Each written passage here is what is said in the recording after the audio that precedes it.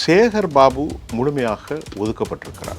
மூன்றாவது நிலை, கடந்த தேர்தலிலிருந்து சபரீசன் கட்சிக்குள் புதிய அதிகார மையமாக மறைமுகமாக ஒரு டார்மண்டாக இருந்த ஒரு அதிகார பவர் வெளியே வந்திருக்கிறது. அதுக்கு உதாரணம், வில்லிவாக்கத்தில் நானே போட்டியிடுகிறேன், வில்லிவாக்கத்தில் ஆதவ் அர்ஜுனை எதிர்த்து நானே போட்டியிடுகிறேன் மறைமுகமாக இருந்த அவர் இன்றைக்கு அவர் நேரடியாக சட்டமன்றத்திற்கு விசிட் செய்கிறார். இரண்டாவது மூன்றாவது காரணம், சபரீசன் இப்பொழுது நான் வந்தேன் என்று ஒரு செய்தியை போடுவதற்கு முன்பே சட்டமன்றத்தில் இருந்து செய்தி வந்துட்டு இதுவரைக்கும் வெளிப்படையாக வரவே இல்லை. ஒரு அதிகாரத்தில் உள்ளே தான் இருந்தார். இப்போதுதான் அவர் முதலாக வெளியே வருகிறார். அப்படி என்றால் திராவிட முன்னேற்ற கழக தலைமை அடுத்து தன் குடும்பத்திலிருந்து ஒரு வலுவான தலைவரை உருவாக்குகிறார்கள். நல்லா கவனித்துக் கொள்ளுங்கள்.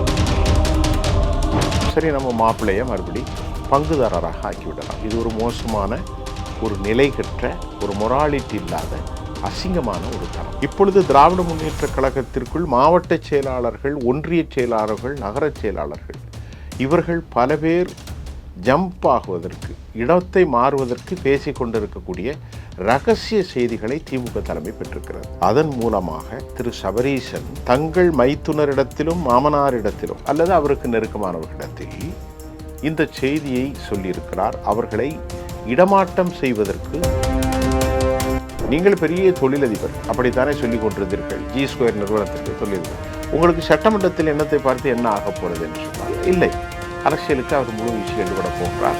மாப்பிள்ளையும் மைத்தினரும் கட்சியை கைப்பற்றி விட்டார். விளைவு என்ன? கட்சி சபரீசன் கைக்கு வந்து விட்டது. இவங்க ரெண்டு பேரும் சேர்ந்தீர்களால் அது ஒரு பெரிய பொலிட்டிக்கல் சூயிசைட், பெரும் கேவலத்தையும் இழிவையும் ஏற்படுத்திவிடும். அதிமுகவுக்கு மட்டுமல்ல, திராவிட முன்னேற்ற கழகத்துக்கு மட்டுமல்ல.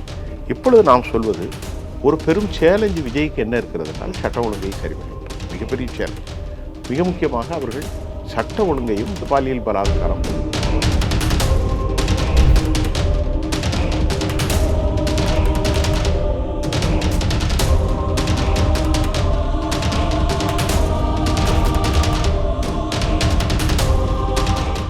ரியல் ஒன் உறவுகளே, நடுநிலையோடு பொறுப்புடன் செய்திகளை வழங்கி பல லட்சக்கணக்கான மக்களின் நம்பிக்கையை பெற்ற நமது சேனலின் வளர்ச்சிக்கு உங்கள் ஆதரவு தேவை. இந்த ஊடக பயணம் தொடர்ந்து வலுப்பெற திரையில் தெரியும் QR கோட் ஸ்கேன் செய்தோ அல்லது டிஸ்கிரிப்ஷனில் உள்ள வங்கி விவரங்கள் மூலம் உங்களால் முடிந்த அளவு சப்போர்ட் செய்யுங்கள். உங்கள் ஒவ்வொரு ஆதரவும் நமது குரலை இன்னும் பல லட்சம் பேரிடம் கொண்டு செல்ல உதவும்.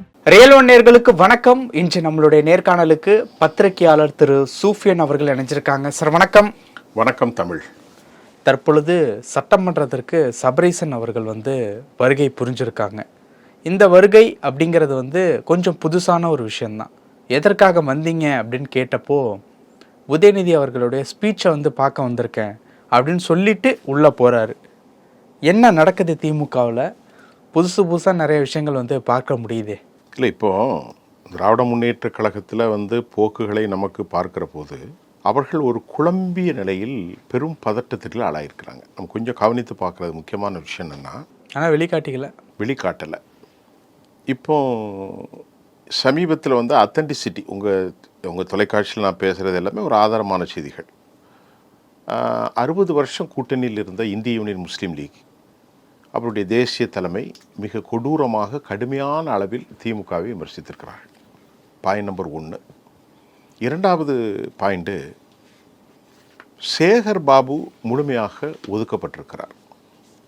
மூன்றாவது நிலை, கடந்த தேர்தலிலிருந்து சபரீசன் கட்சிக்குள் புதிய அதிகார மையமாக மறைமுகமாக ஒரு டார்மண்டாக இருந்த ஒரு அதிகார பவர் வெளியே வந்திருக்கிறது. அதுக்கு ஒரு உதாரணம், வில்லிவாக்கத்தில் நானே போட்டியிடுகிறேன், வில்லிவாக்கத்தில் ஆதவ் அர்ஜுனை எதிர்த்து நானே போட்டியிடுகிறேன். அது இங்கே தான் நான் உங்களுக்கு தான் பேட்டி கொடுத்தேன், ஒரு ஆங்கில சேனலில் பேட்டினார். இன்றைக்கு அவர் மறைமுகமாக இருந்த அவர் இன்றைக்கு அவர் நேரடியாக சட்டமன்றத்திற்கு விசிட் செய்கிறார். எதற்காக வந்தீங்க? நான் மாப்பிள்ளையுடைய பேச்சை பார்க்க வந்தேன், உதயநிதி பேச்சை. இது இது இது இந்த காரணம் அல்ல, இது வேறு காரணங்கள். அதை நான் அப்புறம் சொல்கிறேன். அடுத்து திமுகவில் பெரும் பதட்டம், மானம் போகிற அளவிற்கு ஒரு தோல்வியை சந்தித்து விடுவோமோ இடைத்தேர்தலில். பாயிண்ட் நம்பர் 6 தொகுதியில் இடைத்தேர்தல் நடக்கு. 6 எப்படி என்றால், நம்ம ஏற்கனவே பண்ணியிருக்கோம், தாராபுரம், மதுராந்தகம், பெருந்துறை, அதை மாதிரி அம்பாசமுத்திரம், அதை மாதிரி விராலிமலை மற்றும் திருச்சி. இதில் ஜெயித்தே ஆக வேண்டும். 5 தொகுதிகள் அதிமுக, ஒரே ஒரு தொகுதி மட்டும் ஜோசப் சி விஜய். இதில் என்ன கச்சை கட்டி கொண்டிருந்தாலும் வெற்றி பெறுவதற்கு வாய்ப்பு இல்லை என்பது தான் முக்கியம். ஆனால் அதில் ஒரு மோசமான ஒரு பாடத்தை மீண்டும் மக்களிடத்தில் திமுக ஒரு விஷயத்தை தவறாக செய்கிறார்களோ என்று எண்ண தோன்றுகிறது. உதாரணத்திற்கு அம்பை தொகுதியில் இசக்கி சுப்பையாவுக்கு கொடுக்கப்படலாம், மற்ற பெருந்துறையோ தாராபுரமோ கொடுக்கப்படாது. இசக்கி சுப்பையாவுக்கு கொடுக்கப்படலாம். அவர் ஒரு செல்வந்தர், திருநாவுக்கரசருடைய சம்பந்தி, அப்படிங்கிற முறையில் அவர் கொடுக்கலாம். ஒரு முக்குலத்தூர் சமூகத்தை சார்ந்தவர். அவருக்கு தேர்தல் பணிக்குழு செய்ய திமுகவில் அனிதா ராதாகிருஷ்ணனே போட்டிருக்கிறார். யார் அந்த அனிதா ராதாகிருஷ்ணன்? அவர் ஒரு வியாபாரி.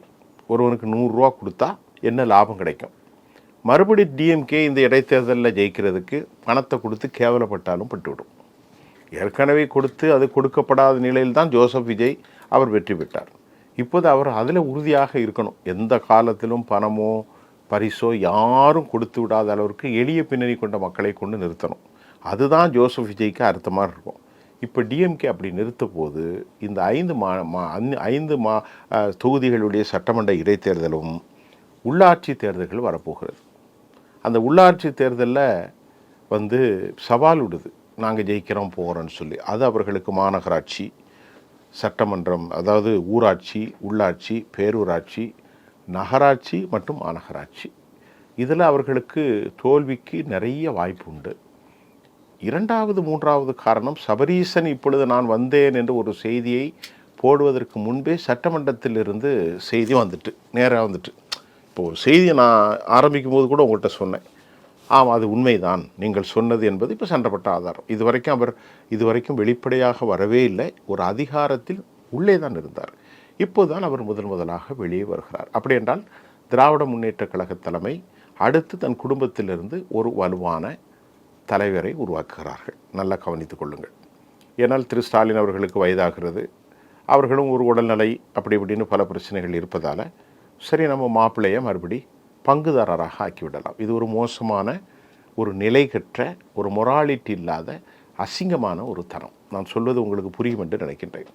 கட்சி முழுவதுமாக மாப்பிள்ளை கையிலும் மகனுடைய கையிலும் பேரப்பிள்ளைகள் கையிலும் திரு கருணாநிதி அவர்களுடைய மகள் கனிமொழி அம்மாவுடைய கை, இப்படியெல்லாம் கட்சி பாகுபாடு சென்றால் இவர்களுக்கு எந்த ஒரு அடிப்படை தராதரமும் இல்லாமல் பொதுமக்களிடத்திலே பொது உடைமை குறித்தும் தமிழ் தேசியம் குறித்தும் திராவிட தேசியம் குறித்தும் திமுகவினர் பேசுவதற்கு வலுவிட்டு போய்விடுவார்கள். நல்லா கவனிங்க. அப்படி ஒரு சூழ்நிலையில் இப்பொழுது எதை பற்றியும் கவலைப்படாத அவர்கள் இனி விஜயை வீழ்த்துவதற்கான திட்டத்தில் இறங்கி இருக்கிறார்கள். ஆனால் அது அவ்வளவு சாத்தியம் இல்லை. தனித்து 35% வாக்கை பெற்றுவிட்டார். தனித்து தான் பெற்றிருக்கிறார். அதில் அந்த 42 விழுக்காடான இளைய தலைமுறைகள் இன்றைக்கும் அவரோடு ஸ்டேபிளாக தான் இருக்கிறார்கள். நேற்று கூட மக்கள்கிட்ட ஆனால் குறைகள் இருக்கிறது. இந்த ஒரு 42 நாட்களில் அது குறையாக பார்க்கவில்லை. இன்னும் காலங்கள் இருக்கிறது. அந்த குறைகள் அதிகமாக ஹெக்டிக்டாக கன்வெர்ட் ஆகிறதுக்கு இட்ஸ் டேக்ஸ் மோர் டைம்.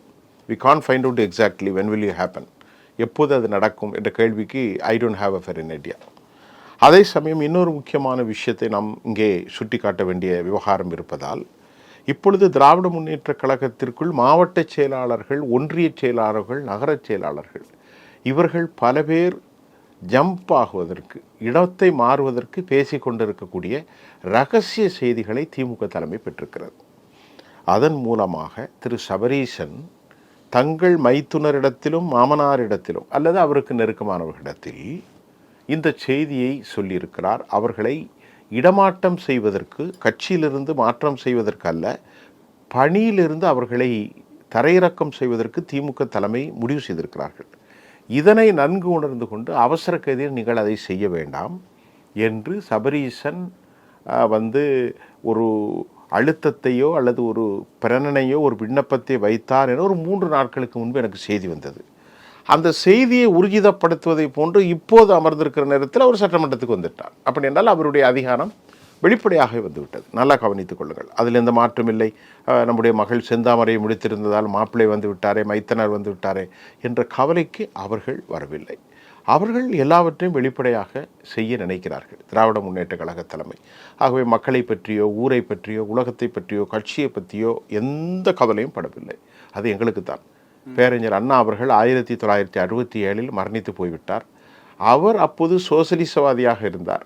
கம்யூனிசத்தை ஏற்றுக்கொள்ளாவிட்டாலும் அதிகார பரவலாக்கத்தில் இருந்தார். எளிய பின்னணி கொண்ட மக்கள் இருந்தார்கள். ஒரே ஒரு டீயை குடிச்சிட்டு பல நாட்கள் பல மணி நேரம் வேலை செய்ய தொண்டர்களை கொண்டு வந்தார்கள். துரதிர்ஷ்டவசமாக ஐயா தந்தை, அதாவது இப்போ நம்முடைய அண்ணாதுரை அவர்கள் மரணித்து போய்விட்டார். அதற்கு பிறகு திமுக தலைமை திரு ராமச்சந்திரன் ஐயா அவர்களை, புரட்சித் தலைவர் டாக்டர் எம்ஜிஆர் அவர்களை கையிலே போட்டுக்கொண்டு கட்சியை கைப்பற்றினார்கள். நாவலர் நெடுஞ்செழியன் வெளியே தள்ளப்பட்டார். விளைவு என்ன? இன்றைக்கு 60 ஆண்டுகளாக கட்சி சபரீசன் கைக்கு வந்து விட்டது. இதுதான் உண்மை. இதை நான் எக்ஸ்ட்ரீமாக ஒரு மிகைப்படுத்தி சொன்னது அப்படியெல்லாம் ஒன்று இல்லை. இதுதான் உண்மை.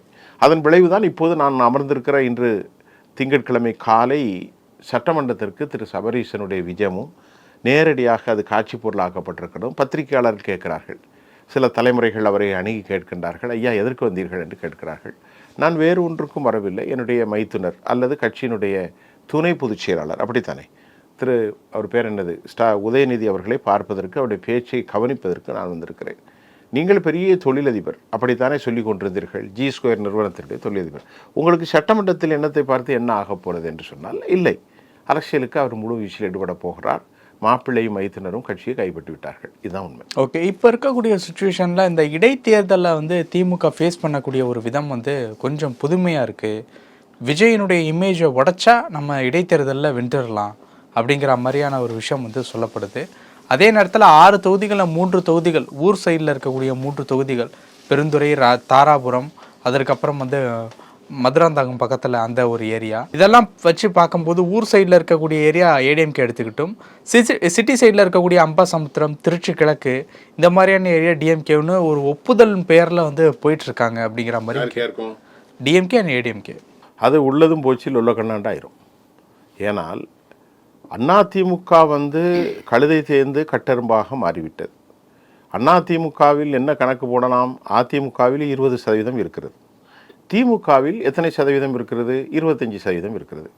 ஆக 2 பேரும் சேர்ந்தாலே 70 வருஷம் 60 வருஷம் வரலாற்றில் இதுவரை எனக்கு ஒரு பத்திரிகை எழுதிதான், எதிர்கட்சி தலைமையில் 60 ஆண்டுகளுக்கு பிறகு அதிமுக திமுக 60 வருஷத்துக்குள்ளே அதிமுக இருக்கும், திமுக இருக்கும். 67, 72, 74 அப்படி தானே போச்சு.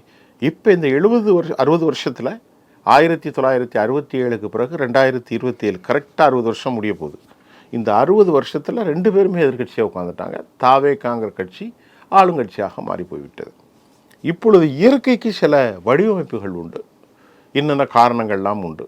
இதை சாப்பிட்டால் இதை சாப்பிடக்கூடாது, இன்னென்ன உறவுகளோடு தான் இப்படித்தான் நீங்கள் வைக்க வேண்டும். இப்போ திருமணம் உறவுகள் வைத்திருப்பது எல்லோரிடத்திலும் எல்லாரும் வைத்திருக்க மாட்டார்கள். ஒரே சாதியாக இருந்தாலும் ஒரே மதமாக இருந்தாலும் அதற்குன்னு சில இலக்கணங்கள் இருக்குது, எல்லோரோடையும் வைக்க முடியாது. அப்படித்தான் அடிப்படைத்துவமாக இந்த கட்சியை வெளியே கொண்டு வந்ததற்கு எடப்பாடி பழனிசாமியுடைய பெரிய பேராசை என்று நான் சொல்லவில்லை, திரு சி.வி. சண்முகம் சொல்லியிருந்தார். கட்சியை பற்றி கூப்பிடலை, கட்சியை பற்றி பேசலை, தோல்விக்கான காரணங்கள் எதுவுமே அவர்கள் பரிசீலனை செய்ய மறுத்தார். செயற்குழுவை கூட்டவில்லை, பொதுக்குழுவை கூட்டவில்லை, நிர்வாக குழு வரைக்கும் கூட்டுவதற்கு மயங்கிறார். இன்றைக்கும் சி.வி. சண்முகம் ரோட்டில் கடந்து சத்தம் போட்டுக்கொண்டே இருக்கிறார். விராலிவரை விஜயபாஸ்கருக்கு கதவு அடைக்கப்பட்டிருக்கிறது. எங்கே? தாவேகாவில். காரணம் என்ன? வேற ஒரு காரணம் இல்லை. நீங்கள் அவர் மீது ஏராளமான பழைய குட்கா வழக்குகள் இருப்பதால் இப்பொழுது என்ன சொல்லியிருக்கிறார்களாம், இவர்களையெல்லாம் சேர்ப்பதை கொஞ்சம் பெண்டிங்கில் போடுங்கன்னு மாநில முதலமைச்சர் தாவேகாவின் நிறுவன தலைவர் திரு ஜோசப் சி விஜய் சொல்லியிருப்பதாகவும் தகவல் வருது. திமுகவினரை சேர்க்க வேண்டாம், திமுகவினர்களை பெண்டிங் லிஸ்ட்டில் வச்சுருங்க. ஆல் ஆர் தேவர் பீயிங் அண்டர் பெண்டிங்கில் இருக்காங்க, அவர்கள் அதுக்கு அப்படி இருக்காங்க, வரட்டு போகலான்னு சொல்லி. இப்போது நீங்கள் பார்க்கின்ற போது திமுகவுக்கு எனக்கு தெரிய அவர்கள் வெற்றி பெற்றால் நல்லது தான், தோல்வி அடைந்தாலும் நமக்கு அதை பற்றி ஒன்றும் இல்லை. மக்கள் தான் வெற்றி தோல்வியை நிர்ணயிக்கணும். ஆனால் திமுகவுக்கு எனக்கு தெரிய வெற்றிக்கான வாய்ப்புகள் கண்ணு கட்டிய துறை வரைக்கும் இல்லை என்று தான் நினைக்கின்றேன். நீங்கள் சொன்ன போன்று நகர்ப்புறங்களில் இருக்கும் திருச்சியும் அம்பாசமுத்திரமும் ஒரு உலகமாகும். தாராபுரம், மதுராந்தகம், பெருந்துறை இந்த மாதிரி விஷயங்களை மற்றொரு புறமும். விராலிமலையிலும் கூட எலெக்ஷன் வரப்போகுது. ஒரு என்ன பாஸ்கர், விஜயபாஸ்கர், இதையெல்லாம் வேறு ஒரு. இப்போ நாம் என்ன கேட்கின்றோம், இன்னும் கூட திமுக தான் காரணம். இப்போ நேற்று கூட ஒரு சம்பவம் நடந்துச்சு அமோனியா அந்த இதுக்கு. தேமுதிகவினுடைய நகர பொறுப்பாளர் முந்தைய ஆட்சியினுடைய பெரும் தவறுகள் தான் இந்த அமோனியா கசிவு என்று வெளிப்படையாக பேசி இன்று காலை பத்திரிகையில் வந்திருக்கிறது. தேமுதிகவினுடைய நகர செயலாளர் அந்த பகுதியில். இப்போ இந்த நேற்று திருவள்ளூர் மாவட்டம் தான் நடந்தது. இந்த அமோனியா கழிவில் 8-7 பேர் இறந்துட்டார்கள். இன்னும் பல பேர் ஐசியூவில் இன்டென்சிவ் கேர் யூனிட்டில் ரொம்ப அபாயகரமான ஒரு நிலையில் இருக்கிறார்கள்.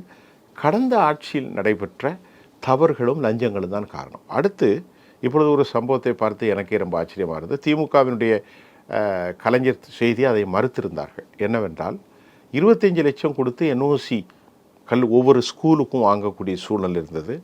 10 பைசா கொடுக்காமல் நான் சிபிஎஸ்சி ஸ்கூலில் என்ஓசி வாங்கிட்டோம், சிபிஎஸ்சிக்காக என்ஓசி வாங்கியிருக்கோம் அப்படின்னு அந்த ஸ்கூலுடைய ராஜ்மோகன் தான் அதுக்கு பள்ளி கல்வித்துறைக்கு அதை வெளிப்படையாக சொல்லியிருந்தார். அதை கலைஞர் செய்திகள், அதாவது திமுகவுடைய செய்தி முழுமையாக மறுத்திருந்தது. கொஞ்சம் கூட விவரம் தெரியாமல் எப்படி சொல்லுகிறது. சிபிஎஸ்சி என்பது சென்ட்ரல் போர்டு, அதில் ஸ்டேட் போர்டுக்கு எந்த சம்மந்தமும் இல்லை, பொய்யான செய்திகளை பரப்புகிறார்கள், வளர்க்கிறார்கள் என்று.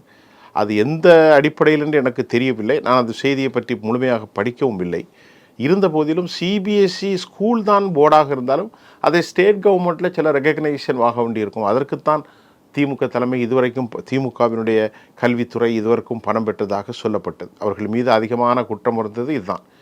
இப்படிப்பட்ட விவகாரங்கள் எல்லாம் இன்னும் மேலும் மேலும் மேலும் மேலும் அவர்களின் மீது ஒரு பார்வை மாற்றத்தை தான் உருவாக்கியிருக்கிறது.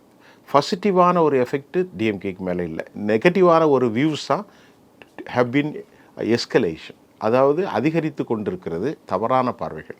Because of their committed wrong ரொம்ப மோசமான விஷயங்களை ஒட்டுமொத்த பப்ளிக் எதிராக அவங்க செய்திருந்தாங்க. லஞ்ச நாவணியங்கள், அடாவடிகள். இப்போ இந்த 6 மாதத்துக்குள்ளே இதெல்லாம் அவர்கள் கண்கார்டாக ஓவர் கம் பண்ணி வெற்றி பெற்று முடியும் என்பது ஒரு நகைப்புக்குரிய செய்தி. அது இன்னும் பெரிய மிஸ்டேக் வந்தால் ஒரு 5 வருஷம் ஆகும். அது வரைக்கும் திமுகவால் அதற்கு சாத்தியமில்லை. பலமிழந்து இன்னும் கூட நீங்கள் நம்ப மாட்டீர்கள், அந்த 25% கூட அவர் சரிவதற்கு வாய்ப்பு இருக்கும். இடைத்தேர்தலெல்லாம் அவங்க ஜெயிக்க போகிறதே கிடையாது. அதிமுகவும் காலி. அதிமுக இப்போ என்ன செய்தது, எதை தின்றால் பித்து தீரும் என்ற அளவிற்கு அவர்கள் செய்து கொள்ளலாம். கட்சியில் எல்லாருமே போயிட்டாங்க கிட்டத்தட்ட. ஓபிஎஸ் மணியனா ஓஎஸ் மணியனும் முனிசாமியும் வச்சு கட்சி எங்கே விளங்கும்? ஒன்றுமே இல்லையே, எல்லாரும் போயிட்டு யாருமே இல்லை. அப்போ அந்த கட்சியில் அவர் பையனை கொண்டு வர்றதுக்கு ஆழம் பார்த்தார். மிதுன் பழனிசாமி. அதற்குள் மிதுனுக்கு எதிரான கருத்துக்கள் அங்கே வந்துவிட்டது. மிதுன் யார்? மிதுன் திராவிட இயக்கத்துக்கு என்ன வந்தார், அந்த கட்சிக்கு வந்தார். அதோட அது இழுத்து மூடிட்டாங்க. இந்த நிலையில் இவங்க 2 பேரும் சேர்ந்திருக்கிறதுனால அது ஒரு பெரிய பொலிட்டிக்கல் சூயிசைட், பெரும் கேவலத்தையும் இழிவையும் ஏற்படுத்திவிடும். அதிமுகவுக்கு மட்டுமல்ல, திராவிட முன்னேற்ற கழகத்துக்கு மட்டுமல்ல. இப்பொழுது நாம் சொல்வது ஒரு பெரும் சேலஞ்சு விஜய்க்கு என்ன இருக்கிறது என்றால் சட்ட ஒழுங்கை சரி பண்ண வேண்டும். மிகப்பெரிய சேலஞ்ச். மிக முக்கியமாக அவர்கள் சட்ட ஒழுங்கையும் இந்த பாலியல் பலாத்காரம் இந்த விவகாரங்களை அவர் சரி செய்வது எப்படி என்ற கேள்வி நமக்கு புரியவில்லை. அவ்வளவு திறமையானவர்களா அதுக்கு நமக்கு சொல்ல முடியாது. ஏன்னா அவர் ஒரு மௌனியாகவே இருக்கிறார். அவர் மக்களுடைய திட்டங்களை சொல்வதற்கும் அவர் சரியாக இல்லை, பேசில்லை, மாங்கி பாத்தாகவே இருந்து கொண்டிருக்கிறார். மோடியாவது ஓப்பனாக பேசிக்கிட்டு இருப்பார். அவர் ரிப்போர்ட்டர்ஸ்க்கு தான் பதில் சொல்ல மாட்டார். ஆனால் அவர் மாங்கி பாத்துங்கிற அடப்பில் ஒன் வே ட்ராக்கில் அவர் பயணிப்பார். இவர் அதுவும் இல்லை. இவராவது எழுதி வாசிக்கலாம். நாங்கள் சட்ட ஒழுங்குக்கு கேள்விகளுக்கு பதிலளிக்காவிட்டாலும் திரு ஜோசப் சி விஜய் அவர்கள் சொல்லலாம் நாங்கள் என்னென்ன முடிவுகளெல்லாம் எடுத்திருக்கிறோம் என்று. ஆக இப்பொழுது எந்த முனையில் பார்த்தாலும் நீங்கள் கேட்ட கேள்விக்கு பதில் தான். இடைத்தேர்தலாக இருந்தாலும் சரி, ஊரக உள்ளாட்சி தலைவராக இருந்தாலும் சரி, எதிலுமே அவருக்கு டிஎம்கேக்கான வாய்ப்புகள் இல்லை. அது ஒரு மிகப்பெரிய வேள்வியை சந்தித்து கொண்டிருக்கிறார்கள். அந்த வேள்வியில் அவர்கள் மூழ்கி தீக்காயங்களோடு வெளியே சுத்தப்படுத்தி நாங்கள் பரிசுத்தமானவர்கள் என்று சொல்ல வேண்டும். அதை மக்கள் நம்ப வேண்டும். ஆகவே தான் காதர் மீதியின் போன்ற நல்லா புரிந்து கொள்ளுங்கள். 60 வருஷம் நாங்கள் கூட்டணியில் இருந்தோம், நாங்களே இப்பொழுது வெளியே போய்விட்டோம் என்று சொல்லக்கூடிய அளவிற்கு நான் எப்போது சொன்னேன், இஸ்லாமில் 5 கடமைகள் இருக்கிறது, 6வது கடமை திமுக போட வேண்டும், உனக்கு என்னடா தெரியுங்கிற அளவுக்கு கோவப்பட்டு விட்டால் ஒரு 85 வயது பெரியவர். அந்த அளவிற்கு அவர்களுக்கெல்லாம் எல்லாம் தெரியுது. எங்களை இதுவரைக்கும் ஆட்டையை போட்டாங்க டிஎம்கே. நம்ம புரிஞ்சா எங்களை கருவேப்பிலை மாதிரி எல்லாரையும் சேர்த்து கருவேப்பிலையை கழுகி சுத்தமாக வச்சுருவாங்க. தக்காளி, வெங்காயம், ஒரு பக்கம் தக்காளி, ஒரு பக்கம் வெங்காயம், இவங்க எல்லாரும் ஒவ்வொரு கட்சி, காங்கிரஸ் ஒன்று அள்ளி போட்டு எல்லாத்தையும் கிண்டி சமைச்ச உடனே கருவேப்பிலையை தூக்கி வெளியே போட்டுருவாங்க. இப்போ இவங்க அதிகாரத்தில் பங்கு கொடுக்குறாங்க. சர்டன் பர்சன்டேஜ் மாநகராட்சியிலும் கூட முஸ்லீம்கள் அதிகமான இடங்களில் கொடுக்க போகிறதாக சொல்லப்படுகிறது. இனி அடுத்த டிஎம்கேக்கு இஸ்லாமியர்கள் சார்பாகவும் வாக்கள் சரியும். ஆக ஒட்டுமொத்தம் அவங்க எடப்பாடி அவர்களும் ஒருவரை ஒருவர் கெட்டி கொண்டு அணுகக்கூடிய சூழ்நிலை உருவாகும். இன்னும் பல மாற்றங்களை தமிழ்நாடு சந்திக்கும், அதிசயங்கள் நிகழ்ந்தாலும் நடக்கலாம். பல விஷயங்கள் பேசியிருக்கோம். நேரத்திற்கு நன்றி. நன்றி சார். உங்கள் பிசினஸ் இன்னும் அதிக மக்களை சென்றடைய வேண்டுமா? இன்றைய டிஜிட்டல் உலகில் சரியான ப்ரமோஷன் தான் வெற்றியின் முதல் படி. தமிழகம் முழுவதும் பல லட்சக்கணக்கான பார்வையாளர்களை தினமும் சென்றடையும் ரியல் ஒன் யூடியூப் சேனல்களில் உங்கள் பிசினஸ் இனி எல்லோரும் அறியட்டும். குறைந்த செலவில் அதிக ரீச். உங்கள் பிராண்டுக்கு நம்பிக்கையும் வளர்ச்சியும் சேர்க்க இன்றே எங்களை தொடர்பு கொள்ளுங்கள். 9280087164